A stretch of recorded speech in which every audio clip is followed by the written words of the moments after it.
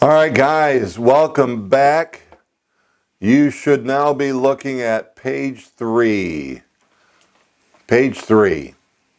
Paragraph 16 as we continue moving on. And we're dealing with the real estate taxes. Now, I'm going to just let you know there's a number of options on here, but you need to talk with your managing broker to find out what is common for the municipalities within your area. Most of you are going to be looking at the first blank. Some of you will take a look at the second, and a few of you will look at the third. The other 2 or 3 are just additional options that might at some point be something that you would use. And I, quite frankly, would tell you I don't know what they would be because you ought to know. You need to know. Let me put it that way. So here's what it says. Seller shall pay transfer taxes and other costs required to convey title. All property taxes due and payable on or before the date of closing shall be paid by the seller. The current year's real estate taxes will be paid as follows. So again, for most of us, we are going to be checking this box. Real estate property taxes will be prorated as if they are billed in advance based on the fiscal year of the appropriate taxing authorities. There are some municipalities where taxes are prorated as if paid in arrears based on a calendar year of the taxing authority, and that's when you would check this box. Guys, you need to know what those municipalities are. Taxes first billed in the year of closing will be prorated so that the seller will pay taxes from the first of the year through the day prior to the closing date, and the buyer will pay taxes for the balance of the year, including the date of closing. Now, those are the 3 most common in the order that, as a company, we know that they would happen. You need to find out again what those municipalities are. There may be times when it might be beneficial to your purchaser to have no tax proration. Seller to pay all of them. Buyer will pay those that are due after the date of closing. The other 2, got to tell you guys, you need to know. Therefore, I don't think you'll use those last 2. I want to highlight, however, this paragraph. Buyers should not assume that the buyer's future tax bills on the property will be the same as the seller's present tax bills. Under Michigan law, property tax obligations can change significantly when the property is sold. And that's going to require the buyer's initials. Guys, I do believe that you need to make sure that your buyers are aware of this. Not just by initialing. Paragraph 17, assessments. Seller shall discharge in full all public authority charges confirmed by municipality or taxing units. Now these, again, it actually specifies it here, but normally are special assessments. Water, sewer, paving are the common, but there may be others, and there may be some that are just recurring all of the time. Buyer is responsible for other assessments, including but not limited to capital and lateral charges, but value not yet determined. Otherwise, a condo association may do this. A municipality may be repaving a road and it's not yet levied. Bottom line is you need to know that these are there. The buyer needs to be aware that they're coming. That could change their selection of a home that they want to purchase. But no, guys, most purchase agreements are going to put this on the seller. If you list a property that has an assessment, know that it's most likely going to have to be discharged in full and not assumable by the buyer. That could change what a buyer or seller is willing to do. Take a look at 18. Condo and homeowners associations. Now, how do I know whether or not it's a condo or not? It's by the legal description. Now, normally they will say condominium development, da, da, da, da, da. But when you get to the legal description, it's going to say unit number. If it's unit, it is a condo. Even if it's a single family structure, independent and not attached to any other building, it could still be a condo because it's how it was developed under the condominium laws versus the Subdivision Act. Well, when we have a condo, here's what it says. Current dues shall be prorated at the date of closing. Any delinquent condominium homeowner association dues, assessments, and liens shall be paid by the seller at closing. Any and all dues, assessments, and liens confirmed and becoming due and payable after closing will be paid by the buyer. And guys, there is a condominium addendum that should be attached to any purchase agreement with any property that has a condominium legal description. Again, keyword, unit number. Let's talk maintenance of the property. Here's where paragraph 19 states that the seller is responsible for keeping the property in substantially the same condition as of the date of the agreement. Seller is responsible to maintain the grounds. Otherwise, shoveling snow in the winter.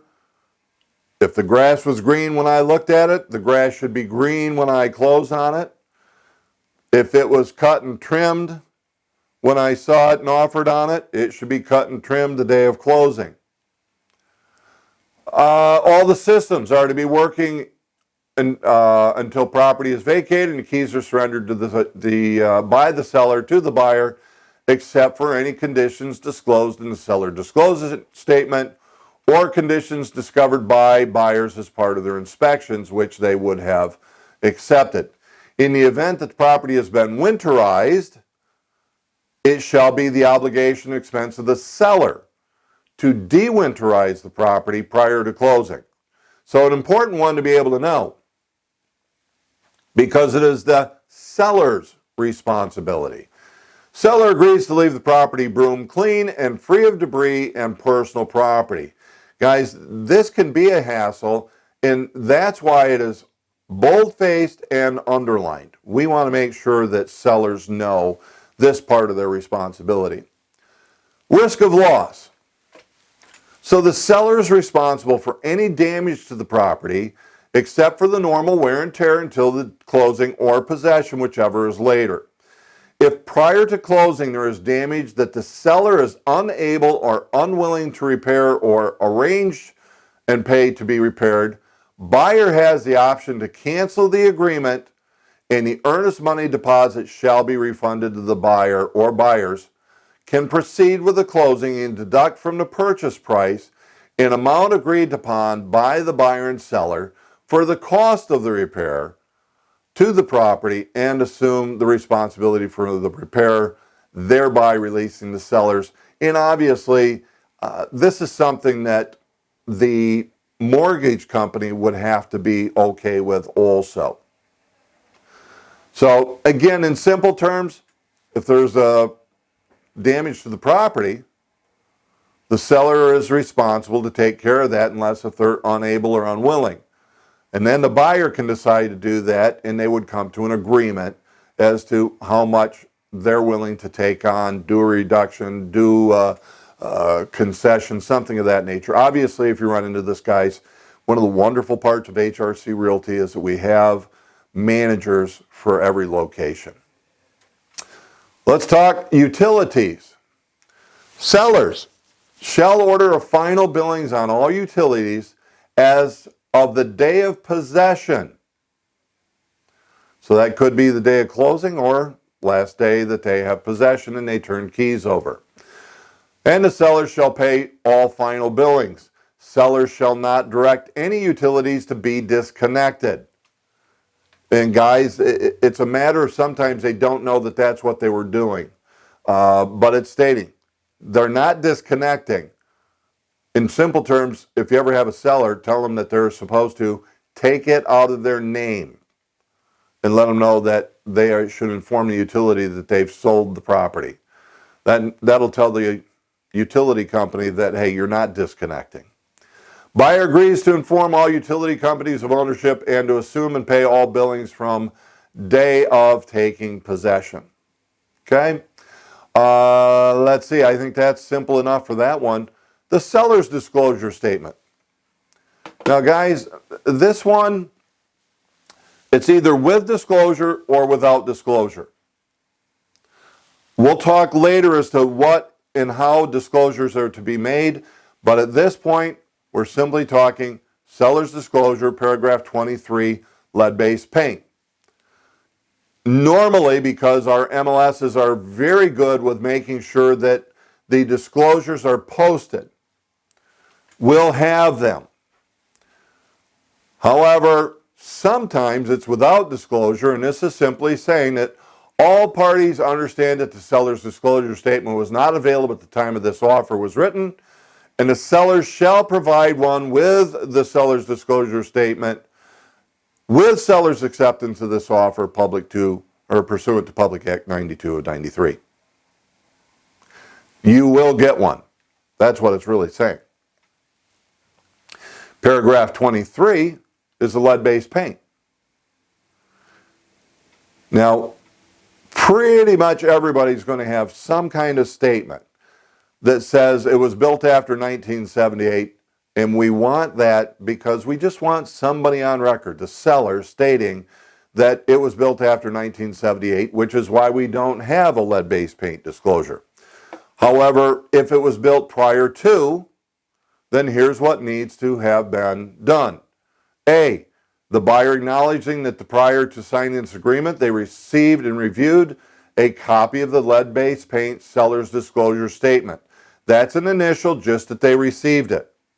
Now, from there, they have an option.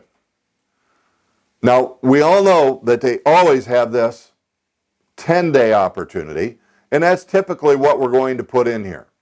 That the buyer shall have a 10-day opportunity, it's my recommendation, after date of agreement to conduct an inspection for the property of presence of lead-based paint or lead-based paint hazards. Here it is, federal regulations require a 10-day or other mutually agreed upon period of time. If the buyer is not satisfied with the results of the inspection, upon notice of buyers to the sellers within this period, agreement shall be terminated and earnest money deposit shall be refunded to the buyer. Now, the other option is that they simply waive the opportunity to conduct this inspection or this risk assessment of lead-based paint. I can tell you, since this has come out, I've never had anybody do a lead-based paint check.